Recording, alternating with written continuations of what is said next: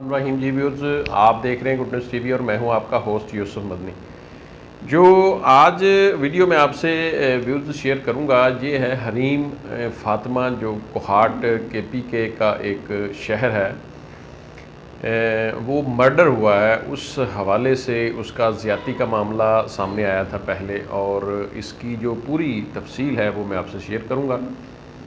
جو نئے آنے والے دوست ہیں وہ لازمی چینل کو سبسکرائب کر لیں، لائک شیئر بھی کریں۔ یہ ایک بڑی اہم ویڈیو تھی ناظرین۔ حریم فاطمہ، جس کا تعلق کوہاٹ علاقہ سے ہے، وہ بچی تقریباً 3 سے 4 سال عمر ہے بچی کی، اور خدشہ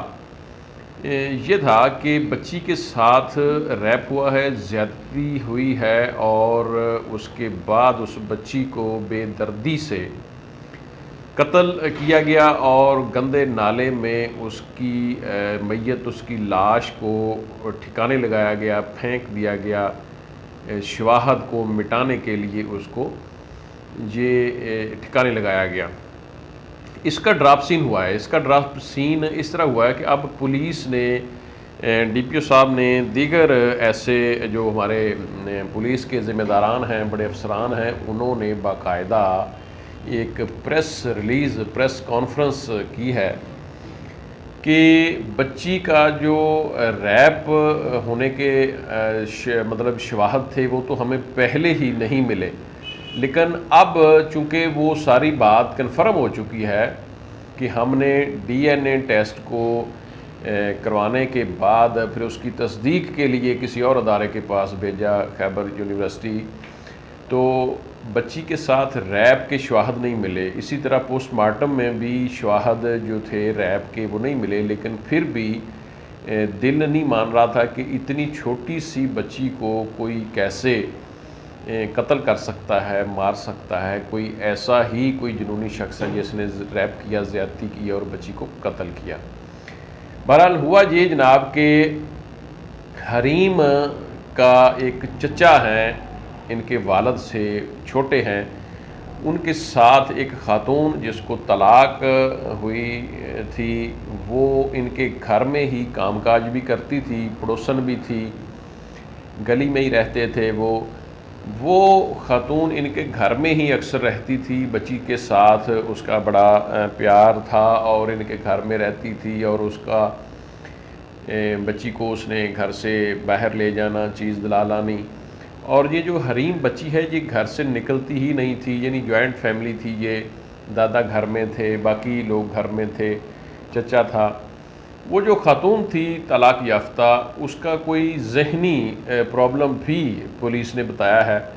کہ اس کو کوئی ذہنی پرابلم ہے، کوئی آلریڈی اس کا علاج معالجہ بھی ہوا، تو اس کو طلاق بھی ہوئی، اس طلاق کے ہونے کی وجہ سے اس کا کوئی ذہنی مسئلہ تھا، اور اب آگے شادی نہیں ہو رہی تھی، اور اب جو نیکسٹ معاملہ تھا جس کی وجہ سے یہ ایک معصوم بچی، ایک معصوم کلی کے ساتھ ظلم ڈھایا گیا، اس کی جو مین ریزن ہے وہ یہ ہے کہ جو وہ لڑکی ہے جس نے حریم فاطمہ کا مرڈر کیا ہے، اس کا پروگرام یہ تھا کہ میں حریم کے چچا سے شادی کرنا چاہتی ہوں۔ حریم کے چچا بھی اس میں بھی انٹرسٹڈ تھے، لیکن اس شادی میں جو رکاوٹ تھے اصل، وہ حریم کے والد تھے۔ حریم کے والد اس شادی سے ناخوش تھے، یعنی اس شادی کو ہونے میں رکاوٹ تھے۔ وہ خاتون کہتی ہے کہ میں نے بڑی کوشش کی ان کو منانے کی، ان کو بتانے کی سارا معاملہ، لیکن جو حریم کے والد ہیں وہ اس میں رکاوٹ تھے۔ میرے اندر ایک انتقام کی آگ تھی، میرے اندر ایک غصہ تھا، ایک رنج تھا، اور میں ذہنی طور پر ڈپریشن کا شکار تھی۔ وہ لڑکی جس نے حریم کو قتل کیا ہے، وہ یہ ساری چیزیں تسلیم کر چکی ہے، مان چکی ہے کہ میں اس کو اس دن باہر لے کے گئی ہوں کسی دکان پہ، میں نے جان بوجھ کر اس کو پیسے دے کر بھیجا، پھر گھر والوں نے کہا کہ دیکھو حریم کدھر ہے، حریم باہر نکلی ہے، تو اس کو دیکھو، میں باہر گئی ہوں، وہاں سے اس کو ساتھ لیا ہے، اور اس کی CCTV فوٹیج ہم بھی دکھا چکے ہیں، اور بہت سارا دیگر میڈیا اور یوٹیوبر اور پولیس نے بھی باقاعدہ اپنی پریس کانفرنس میں وہ جو CCTV فوٹیج ہیں وہ دکھایا کہ یہ اکثر لوگوں کے شکوک و شبہات تھے کہ یہ جو خاتون نہیں ہے بلکہ ایک لڑکا ہے، کوئی شخص بندہ ہے جس نے حریم فاطمہ کو ساتھ لیا اور جا رہا ہے، پھر وہ واپس آتا ہے، اس کے بھاگنے کی CCTV فوٹیج بھی تھیں۔ لیکن میں نے بھی جو ایک دو ویڈیو پہلے کی ہیں ان میں یہی ہمارا خدشہ تھا کہ وہ ایک لڑکا ہے، ایک مطلب بندہ ہے، عورت نہیں ہے، لڑکی نہیں ہے، اس کے بھاگنے کا انداز، اس کے جانے کا انداز یہ لگتا ہے کہ وہ کوئی بندہ ہے۔ بہرحال وہ ایک مطلب جو اس کا سارا اب ہر چیز سامنے آ گئی ہے، لڑکی گرفتار ہو چکی ہے، اس نے مان لیا ہے، تفتیش ہو رہی ہے۔ تو یہ معاملہ تھا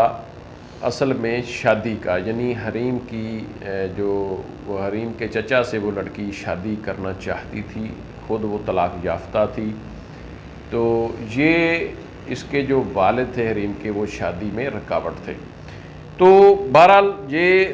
اگر ایسا تھا بھی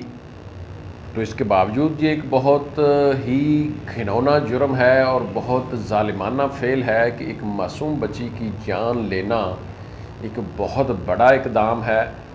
اور اس کی ہم ہر صورت مذمت کرتے ہیں۔ بے شک وہ عورت ہے، بے شک اس کا دماغی کوئی مسئلہ ہے، لیکن اس نے جو ایک معصوم بچی کی جان لی ہے یہ ایک بہت بڑا جرم ہے، ایک بہت بڑی زیادتی ہے جس سے ہر دیکھنے والے شخص کا دل دہل جاتا ہے کہ بھئی تم نے کوئی انتقام لینا ہے، کوئی اور طریقہ اپنا لو، ایک معصوم بچی کی جان لینے کا کیا مقصد ہے؟ تو اس میں مجھے تو وہی لگ رہا ہے کہ جیسے امریکہ میں کچھ مینٹل لوگ ہوتے ہیں، ذہنی جن کا توازن ٹھیک نہیں ہوتا، جیسا کہ وہ بندوق اٹھاتے ہیں اور کسی سکول کا رخ کرتے ہیں اور بچوں کے مطلب اوپر وہ گولیاں برسا دیتے ہیں، اسی طرح کا یہ کوئی اس خاتون کا کوئی مائنڈ سیٹ لگتا ہے کہ اس نے بجائے اس کے کہ کوئی اور چھوٹی موٹی کو حرکت کرتی، جھگڑا وگڑا کرتی، اس نے ایک معصوم بچی کی جان لینے کی پوری پلاننگ کی، پورا پروگرام بنایا، اور اس نے پورے پروگرام کے ساتھ بچی کو پہلی دفعہ اس کے والد صاحب کہہ رہے ہیں، اس کے گھر والے کہہ رہے ہیں کہ یہ بچی پہلی دفعہ گھر سے اس طرح باہر گئی ہے چیز لینے، اس سے پہلے کبھی نہیں گئی،